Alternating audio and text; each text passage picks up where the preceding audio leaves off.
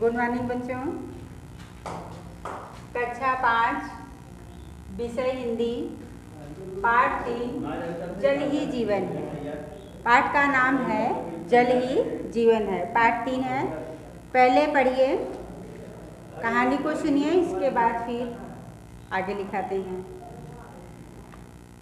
कहा जाता है कि अति प्राचीन काल में कुछ लोगों के पास अमृत होता था। क्या होता था? अमृत। उससे वे किसी भी मुर्दे को पुनः जीवित कर लेते थे। झूठ मूठ की है बात कि लोग कहते थे पहले के ज़माने में कुछ लोगों के पास अमृत होता था, जब आदमी मर जाता था तो लोग उसको पुनः जीवित कर लेते, पुनः माने फिर जीवित कर लेते थे। बाद में अनेकों लोगों ने अमृत की खोज में अपना पूरा जीवन ही बिता दिया। तो कुछ लोगों को ये हुआ कि चलो देखें अमृत कहाँ है, ले आए, उसकी खोज में पूरा जीवन ही बिता दिए, पर वह उन्हें नहीं मिला। वह मिलता भी कैसे? क्योंकि ऐसी कोई वस्तु होती ही नहीं जिससे मृत व्यक्ति को जीवित किया जा सके, जिससे जो आदमी मर जाए उसको जिंदा किया जा सके, ऐसी कोई वस्तु नहीं होती थी। हाँ, एक वस्तु तो अमृत के तुल्य हो सकती है और जिसके बिना कोई भी प्राणी जीवित नहीं रह सकता। वो क्या है? पानी। वह है पानी, साधारण पानी जिसे हम हर दिन इस्तेमाल करते हैं। रोज़ डेली हम उसका उपयोग करते हैं, रोज़ डेली प्रयोग में लाते हैं। आम तौर से अधिकांश लोगों को पानी आसानी से मिल जाता है, कुछ लोगों को तो आराम से मिल जाता है, इसलिए वे उसके सही महत्व को नहीं समझ पाते। जिसको आसानी से जो चीज़ मिल जाता है, चाहे पानी नहीं या कुछ भी हो, जब आराम से मिल जाता है तो उसकी कीमत कोई समझता नहीं है। पानी हर जीव को अवश्य चाहिए। वैसे हर जीव के शरीर का बड़ा भाग पानी ही होता है। कोई भी जीव हो, जंतु हो, जो भी हो, सबके अंदर पानी की मात्रा अधिक होती है। हमारे शरीर में भी उसके भार का लगभग 2/3 भाग पानी है। 2/3 भाग यानी 2 भाग पानी है। हमारे शरीर को प्रतिदिन पर्याप्त मात्रा में पानी की ज़रूरत होती है। हमारे शरीर को डेली प्रतिदिन पानी की आवश्यकता होती है। साधारणतया इसमें से आधी मात्रा भोजन के रूप में मिल जाती है। पानी का आधी मात्रा किसके रूप में मिल जाती है? भोजन की। जो हम भोजन लेते हैं उससे हमारे शरीर को पानी मिल जाता है। बाकी मात्रा के लिए हमें पानी पीना पड़ता है। गर्मी के दिनों में पसीने के रूप में शरीर से अधिक मात्रा में पानी निकल जाता है। पसीने के रूप में जो पसीना निकलता है, आप देखते हैं गर्मी लगती है, पसीना निकलता है, तो क्या होता है, हमारे शरीर का जो पानी है वो पसीने के रूप में बाहर आ जाता है। इसलिए इन दिनों अधिक पानी पीना पड़ता है। इसलिए गर्मी में हमें ज़्यादा प्यास लगती है और हम ज़्यादा पानी पीते हैं। पृथ्वी पर वायु हर जगह उपलब्ध है, पर पानी पृथ्वी के लगभग 3/4 भाग में भरा हुआ है। हवा तो हर जगह मिल जाएगा, लेकिन पानी आपको हर जगह नहीं मिलेगा, सिर्फ जो है 3/4 भाग में ही मिलेगा। सागर में पृथ्वी पर उपलब्ध कुछ पानी का अधिकांश भाग भरा हुआ है, कुछ भाग में पानी है, और कुछ पानी ध्रुवीय प्रदेशों में बर्फ के रूप में भी जमा हुआ है, और कुछ जो है कि वो बर्फ बन गया है जिसका इस्तेमाल हम कर ही नहीं सकते। इन दोनों स्थानों के पानी का हम उपयोग नहीं कर पाते, उसका इस्तेमाल हम नहीं कर पाते।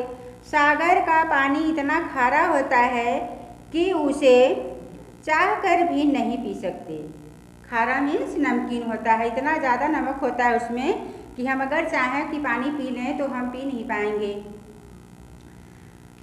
सागर का चाह भी नहीं पी सकते, अगर उसे भी पी लें तो उल्टी लग जाएगी, यानी उल्टियाँ होने लगती हैं। इसीलिए यह कहावत एकदम सही है कि भरे समंदर में आदमी प्यार से मर जाता है। समंदर से तो पानी भरा हुआ है, समंदर में समुंदर, सागर में तो पानी भरा हुआ है, लेकिन वह स्वादिष्ट नहीं है, नमकीन है, खारा है, तो क्या होगा, उससे हमारी प्यास नहीं बुझती है। तो यहाँ कहावत दिया गया है कि भरे समंदर में आदमी प्यास से मर जाता है। वैसे समुद्री पानी से हम न तो भोजन पका सकते हैं, न ही कपड़े धो सकते हैं और न ही पेड़ पौधों की सिंचाई कर सकते हैं। समुद्र की पानी से न हम कपड़े धो सकते हैं, न खाना बना सकते हैं और न तो पेड़ पौधे की सिंचाई करते हैं। क्यों? क्योंकि वो खारा है, नमकीन है। हमारे उपयोग के लिए पृथ्वी पर मौजूद कुल पानी का केवल 100वां भाग ही बचता है। जितना पानी है उसका 100वां भाग, 100वां टुकड़ा। इसी से हमारी नदियाँ, झीलें, तालाब, नाले आदि भरे रहते हैं। इसी का कुछ भाग भूजल के रूप में मौजूद रहता है, पर इसका भी काफ़ी बड़ा भाग पीने लायक नहीं है। पानी तो है लेकिन वो हमारे उपयोग में नहीं आता या उसका सही उपयोग नहीं कर पाते। इसीलिए हम कह सकते हैं कि पृथ्वी पर पानी की कमी है। यही कारण है कि जो हमें पृथ्वी पर पानी कम मिलता है। आज हालत यह है कि हम पानी की उस थोड़ी सी मात्रा को भी जो हमें उपलब्ध है तेज़ी से प्रदूषित करते जा रहे हैं। जो कुछ पानी बचा हुआ है वो भी गंदा करते जा रहे हैं, उसको भी स्वच्छ नहीं रख पा रहे हैं। आज हमारी अधिकांश नदियाँ गंदे नालों में बदलती जा रही है और जो हमारी नदियाँ हैं उसमें जो है गंदी नाली निकाल दी गई है, कचरा सब उसमें जा रहा है, उससे गंदी हो रही है। और जलाशय, गंदी पोखरें बनती जा रही हैं। जितना जलाशय है, पोखरें हैं, तालाब हैं, सब क्या हो रहा है? सब गंदे होते जा रहे हैं। दिल्ली शहर में यमुना नदी का पानी इतना गंदा और प्रदूषित हो गया है कि उसे न तो पी सकते हैं और न तो उसमें तैरने का मन ही होता है। यमुना नदी की बात हो रही है कि इतना गंदा हो गया है कि उसका पानी न तो हम पीने खाने के इस्तेमाल में ला सकते हैं और न ही हम वहाँ नहा ही सकते हैं। साथ ही उसमें अनेक रोगों के कीटाणु पनपते रहते हैं और साथ में उसमें गंदगी गिर रही है। गंदा होने के कारण उसमें कीटाणु उत्पन्न हो रहे हैं जो हमारे शरीर के लिए हानिकारक हैं। यही हाल गंगा नदी का है और सेम वही हाल गंगा नदी का भी है। किसी समय उसके पानी को सबसे पवित्र वस्तु माना जाता था, पर अब अनेक क्षेत्रों में वह पीने लायक भी नहीं है। इस समय क्या है, इतना गंदा हो गया है कि उस पवित्र को छोड़िए, यहाँ तक कि हम उस पानी को पी भी नहीं पा रहे हैं। कानपुर शहर के नज़दीक तो उसमें अनेक उद्योगों के बेकार और विषैले पदार्थ डाले जा रहे हैं। कानपुर के पास में जो है वहाँ उद्योग से जो भी विषैले गंदे पदार्थ निकल रहे हैं सब उसी नदी में डाले जा रहे हैं। इससे गंगा का पानी इतना मैला हो रहा है कि पूछो मत। इतना ज़्यादा गंदा हो गया कि उसकी कोई बातें नहीं है। आजकल प्रदूषण की समस्या सागर तक जा पहुँची है। कहाँ तक? सागर तक। घर के अगल बगल की बात छोड़िए, सागर तक पहुँच गई और वह भी गंदा होता जा रहा है। इसके परिणाम स्वरूप समय समय पर बड़ी संख्या में समुद्री जीव जंतुओं की मृत्यु होती रही है। जो उसमें जीव जंतु जी रहे थे, खा रहे थे, गंदगी के कारण वो भी समाप्त होती जा रही है और सागर तट पर बसे लोग अनेक कठिनाइयों के शिकार होते रहते हैं। जो उसके किनारे रहते हैं, समुद्र के किनारे जो लोग रहते हैं, उन लोगों को अनेक जो है कठिनाइयों का सामना करना पड़ रहा है। उद्योगों व कल कारखानों से निकले पानी में अनेक प्रकार की जहरीले पदार्थ मौजूद होते हैं। जो कारखानों से, उद्योगों से निकलते हैं पानी, गंदा पानी, उसमें अनेक जो है जहरीले पदार्थ होते हैं और ये नदियों के पानी में घुलकर उसे पीने के अयोग्य बना देते हैं। और जब वह नाली जा करके हमारे गंगा जी में मिलती है तो वो हमारे गंगा जी का पानी एकदम खराब कर देती है और वो पानी हमारे पीने लायक नहीं रह जाता। साथ ही उसमें से सूक्ष्म जीव भी पनपते हैं और उसके साथ साथ उसमें छोटा छोटा कीटाणु पैदा होते हैं जो हमें हानि पहुंचाते हैं और हमारे शरीर को रोगी बनाते हैं। और जब वो पानी हम पी लेते हैं तो हमारे पेट में जाता है, हमारे शरीर के अंदर गया और तरह तरह की बीमारियां होनी शुरू हो गई। पानी में ही हैजा, टाइफाइड, पीलिया, अंत्रशोथ, डायरिया जैसे रोग के कीटाणु पनपते हैं और गंदे पानी में टाइफाइड, डायरिया आदि रोगों के जो है कीटाणु मिलते हैं और उसी के माध्यम से हमारे शरीर में पहुंचते हैं और उसी पानी के साथ हमारे शरीर में पहुंच जाते हैं। नदियों और जलाशयों के पानी को साफ रखने के लिए यह जरूरी है कि कारखानों से निकलने वाली जहरीली पदार्थों को उसमें न डाला जाए। यह जरूरी है, अगर हमें उसको साफ रखना है, सुरक्षा रखना है, तो ऐसा करना है कि उसमें कचरा न जाए, उसमें गंदा पानी न जाए। इस तरीके से हम उसको साफ रख सकते हैं। और घरेलू कचरों को नदियों में न बहाकर किसी अन्य तरीके से ठिकाने लगाए जाएं। जो गंदा है, हमारे घर का कूड़ा कचरा है, उसको हम नदी या जलाशयों में न फेंक करके बहा करके हम कहीं दूसरी जगह एकत्रित कर दें और कोई तरीका अपना लें जिससे कि हमारी नदियाँ स्वच्छ और सुरक्षित रहें। कारखानों से निकलने वाली जहरीली पदार्थों को उचित उपचार द्वारा हानि रहित पदार्थों में बदला जा सकता है। उचित तरीके से उसका सही इस्तेमाल करके सही जगह उसको निकालें और रखें ताकि हमारी नदियाँ गंदा न होने पाए। इसी प्रकार समुचित व्यवस्था द्वारा घरेलू कचरे को जलाकर बिजली बनाई जा सकती है। और एक तरीका और है, जो घरेलू कचरा है उसको हम जला करके बिजली बना सकते हैं।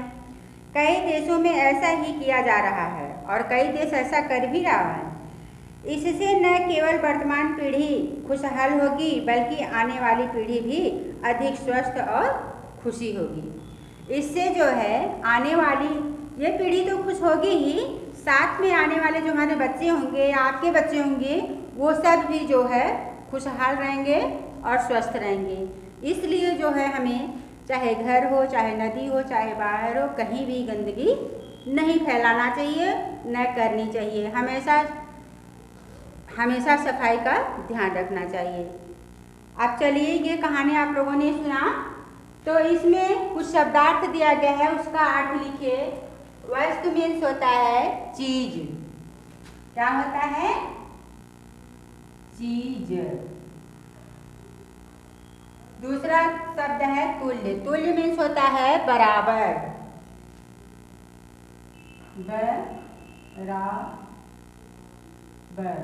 बराबर मीन्स बराबर या समान। इस्तेमाल, उपयोग,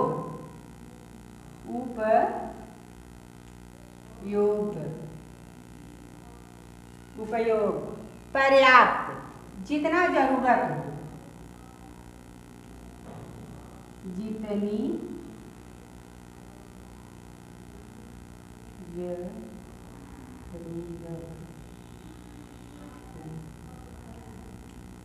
जितना जरूरत हो उतना। खारा, खारा मीन्स होता है नमकीन।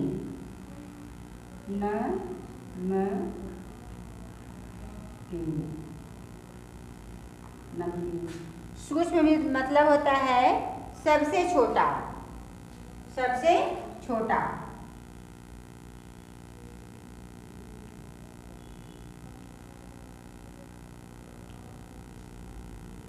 छोटा, ये आपका शब्दार्थ हो गया।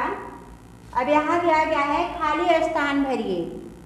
खाली स्थान भरिए, पानी हर को अवश्य चाहिए। कहानी आपने सुना, तो बताइए यहाँ क्या भरा जाएगा? पानी हर को अवश्य चाहिए, जीव को। तो यहाँ भर देंगे जीव, जीव को अवश्य चाहिए। भरे में आदमी प्यास से मर जाता है। यहाँ क्या भरा जाएगा? भरे समंदर में,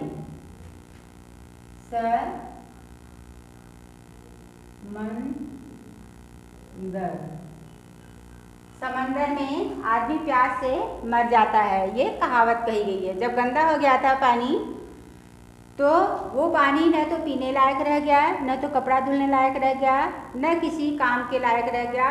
तो क्या हुआ? पानी तो है लेकिन क्या हुआ?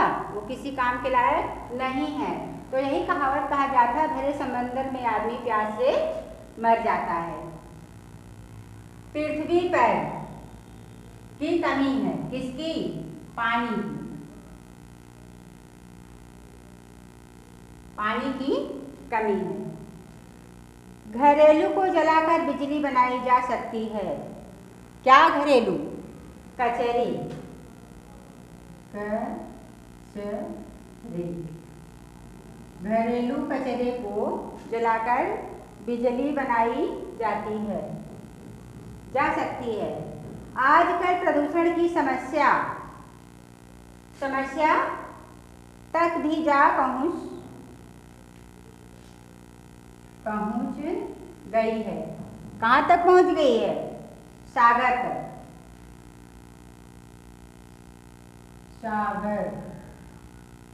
सागर तक भी जा